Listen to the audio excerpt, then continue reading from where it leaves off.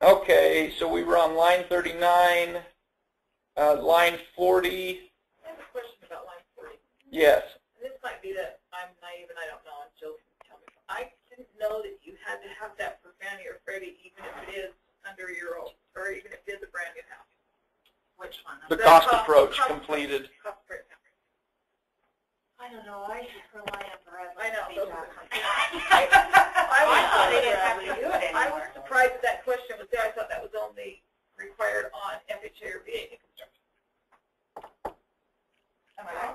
I don't know. I'm just Personally, I don't always do it. You do it? Okay. Eric, do you all? Well, I found that usually FHA and VA follow Fannie Mae and Freddie guidelines. Typically, they kind of follow the leader there. I, as an appraiser, have always included a cost approach on a new construction home, always. Yeah, on a new construction, but one that's less than a year, I don't know that I've looked for it conventionally. I'm just wondering what kind of kickback we're going to get from clients if we start putting findings on for this. That we've never mentioned that before. Can we look it up? Well, this question came from that desk review form. It comes from the Fannie Mae desk review form. So I can look for some additional clarification on that. I could add something to that. I've seen on most appraisals that cost approach is completed. And if it's not completed, I look for verbiage from the appraiser why he could not complete it. And if there's a specific reason due to the age or condition or whatever that he couldn't complete it, I don't usually put that. I never put that as a finding if there's an explanation. But I also use that estimated cost new as a guide for my homeowner's insurance coverage. So I look at that on every single file. And if the cost approach isn't completed, I've always seen at least the lot value is complete, so you can get an estimate of your homeowner's insurance. Yes. But the manufactured form, I think, requires it on all of it, right? Yeah. Yes, on the manufactured form, you have to include a cost approach. Okay, somebody had a question on lines 41 and 42. Are sales comparables within 1 mile, and are they 6 months or newer? Somebody had asked, do we just answer that yes or no? Okay, you guys, these two questions, those questions have been on our appraisal review page forever. I understand that the canned answers are no longer there, but that doesn't mean that we changed what we expect you to do. So, no, yes or no is not the correct answer. You need to do it just how you've always done it, whether the appraiser addressed it or not. And we'll be adding the canned answers back in by the end of next week so that those will go back to the way it always used to be. Anybody have any questions on those two lines? 41 and 42? They're done. Okay. A bunch of you had questions on this automated valuation. Do the sale prices match in the appraisal match the AVM? We seldom, if ever, have an automated valuation. I've always told everybody to ignore the AVM. Yeah.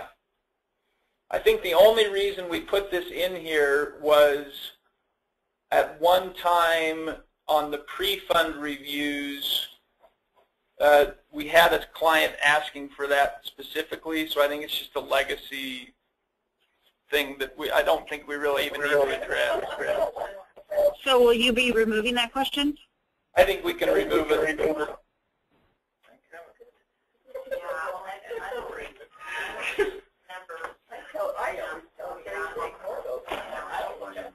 Yeah, let's scratch that question 43. There's another question that's going to show up later too that we're going to scratch. Line 44 we've already addressed. You're going to have to do that calculation yourself. It's fairly easy. You're just going to look at the starting sale price on your comps and then go down the column, and if there's an adjustment that's larger than 10% of that starting price, we need to make sure that the appraiser has explained why. 45 goes to our 15 and 25%.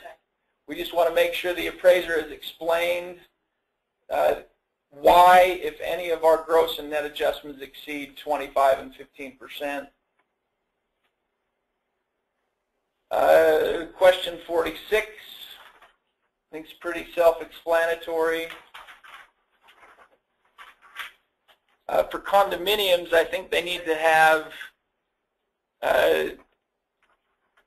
at least one sale outside the project, right? How will we know what the subdivision boundaries are? Say again? How will we know what the subdivision boundaries are? Look at the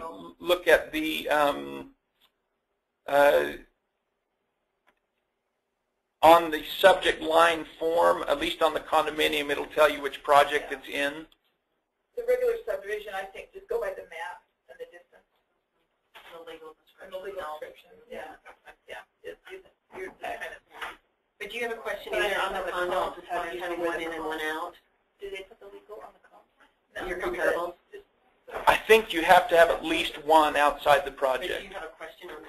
No, not on the condominiums, we don't. So we probably need to add a question for condominiums. And Well, if it's new, it's 1 in and 2 out. If it's existing, it's 2 in and 1 out. One out, at least one out. If it's existing, it's at least one outside the project. There's one other thing on the data source, especially when it's new construction. Maybe we should add that the data source isn't the builder or the sales office. Yes, that it's been verified with a party external to the transaction, yes. So maybe you can show where that is on the appraisal. A settlement statement or an MLS sheet. Also on the condos, I think there should be a question in there that they need to determine that none of the comparables are by the subject builder.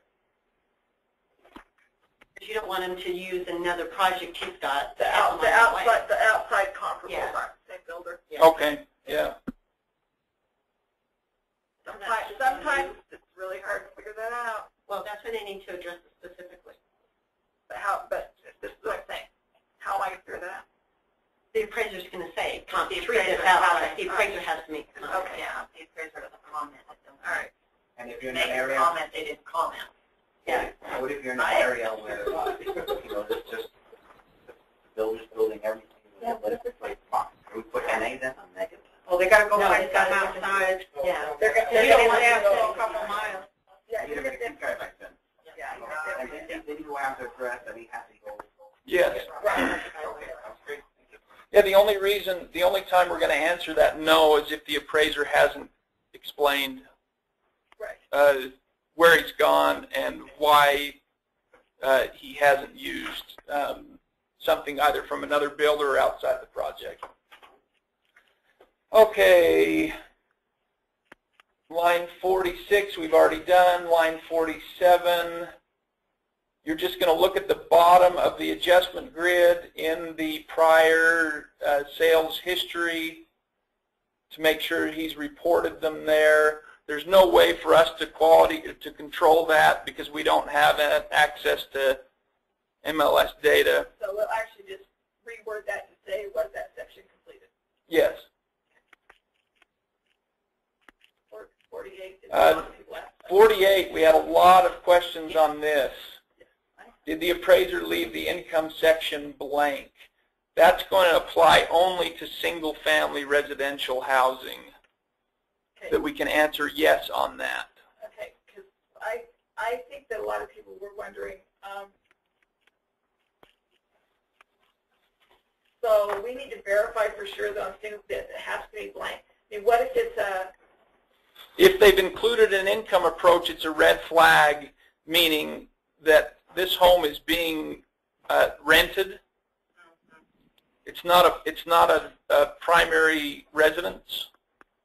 It's an investment property. Right, but what if my loan is for an investment property? If your loan is for an investment property, that's fine. Yeah. Or if it's for a multifamily property. So this is only going to apply to single-family residences.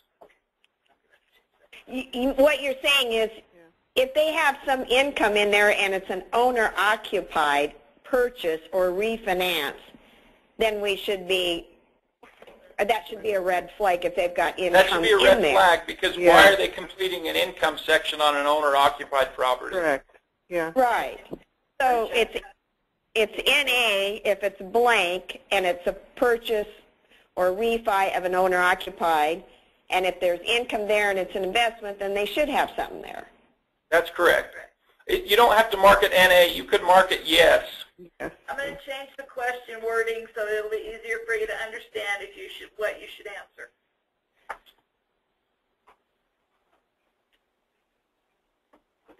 Okay, 49, pretty self-explanatory.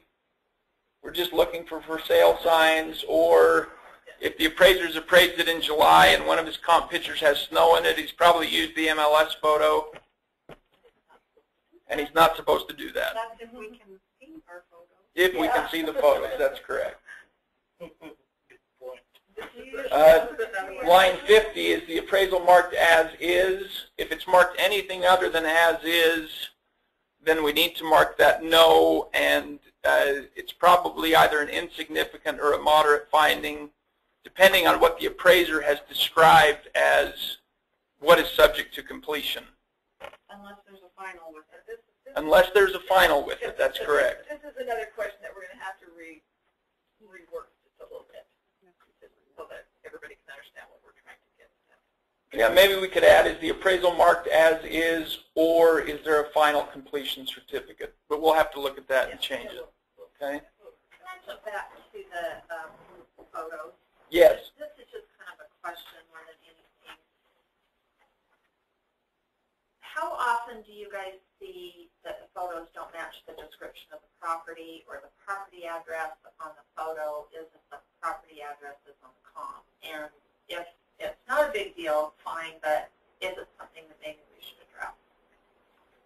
I would say if you find anything that's not matching, any photographic evidence that's not matching what's reported in the report, that needs to be marked as a finding.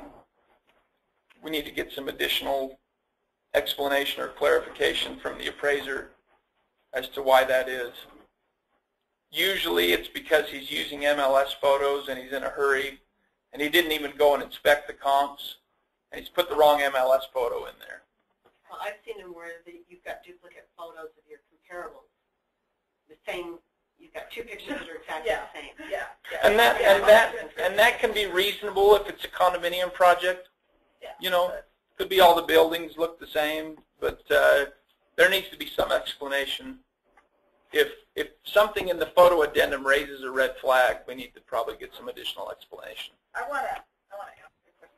I want Jill to put on this, and Kelly, because we do have some auditors who will put a finding in there that says photos are illegible. Do you think we should start putting an informational finding that says auditor unable to review photos? I think it'll cover your back. I agree. I'm thinking that we might need to start thinking about that. The big black square. Yeah, because I mean, they you can't send get it into the PDF and see it in the PDF. I think it'd be Well, cool. and even the interior photos, you know, if they're all blank or black, how can you determine the... But they do need to check the PDF, because they can't say that if the PDF's a color photo. Correct. Yeah. Correct. And well, maybe the question needs to be worded that way then. Yes. Unable to read, check PDF or something like that. Yep. Okay. So on the MLS photos, they're not, you can't use those, can you? You can use them on comparables. Photos? Well, it depends state by state. For example, in the state of Utah, the appraiser has to take an original photo of the subject and all the comparables, but that can vary state by state. It's a big no-no in Utah to use an MLS photo. Even though Fannie and Freddie say you can? Yes, because the states are the enforcement agencies. Okay. And How if do we there's a know state regulation there's a state regulation that goes beyond the minimum Fannie Mae requirements, and that's an enforceable regulation. Do y'all have a list of what states allow MLS on comparables, so we know that? We don't. We can probably get that together, but okay, but at least we know Utah. I don't know how and that's a good difficult amount. that's going to be. Okay. All right. For right now, let's just go with the basic ideas that Eric said. If the comparable photo has